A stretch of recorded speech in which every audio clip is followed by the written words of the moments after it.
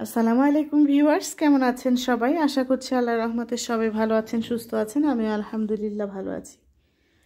আজকে আমি রান্না করব হচ্ছে আলু দিয়ে মাছ দিয়ে। আর শীতের দিনে এইভাবে আলু মাছ রান্না করলে কিন্তু খেতে অনেক ভালো লাগে।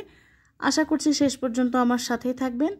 তো চলুন রান্না শুরু করা যাক। প্রথমে আলুগুলো আমি সেদ্ধ করে ভালোভাবে পরিষ্কার করে নিচ্ছি।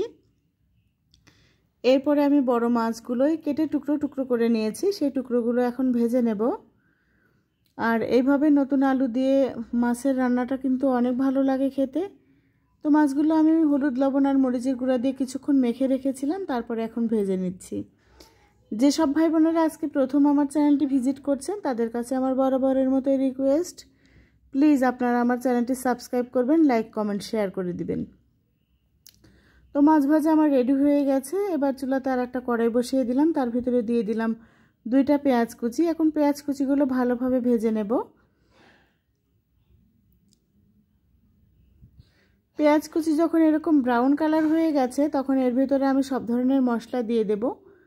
এখন দিয়ে দিলাম বাটা মশলা, পেঁয়াজ, রসুন, আদা, জিরা বাটা, আর দিয়ে দিচ্ছি পরিমাণ মতো হচ্ছে মরিচের গুঁড়া, দিয়ে দিলাম হলুদের গুঁড়া, লবণ। প্রথমে একটু কম করে দিয়ে নিলাম লবণ, পরে চেক করে দেওয়া যাবে, একসাথে দিলে কিন্তু অনেক সময় বেশি হতে পারে। এই কারণে আমি প্রথমে কম দিই, পরে আবার চেক করে আরেকবার দিয়ে দিই।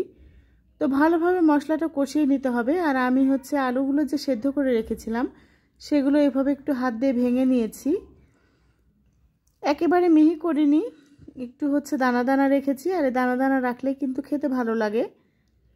এটা নতুন লাল আলু, আর শীতের সময় এরকম নতুন আলু দিয়ে তরকারি, যে কোনো তরকারি ভালো লাগে। আর সেদ্ধ করে এরকম করে রান্না করলে তো আমাদের পরিবারের সবাই বেশ পছন্দ করে। তো মশলাটা কষিয়ে নিয়ে আলুও কষিয়ে নেওয়া হয়ে গেছে। এখন পাকা টমেটো দিয়ে দিলাম 2টা এর ভেতরে।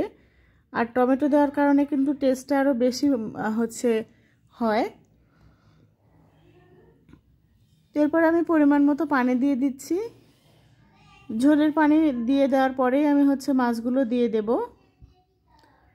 আর এই রান্নাটা করছি আমার বাসায় অনেকগুলো মেহমান এসেছিল, মেহমানদের জন্য, সাথে আমার অন্য রান্নাও ছিল।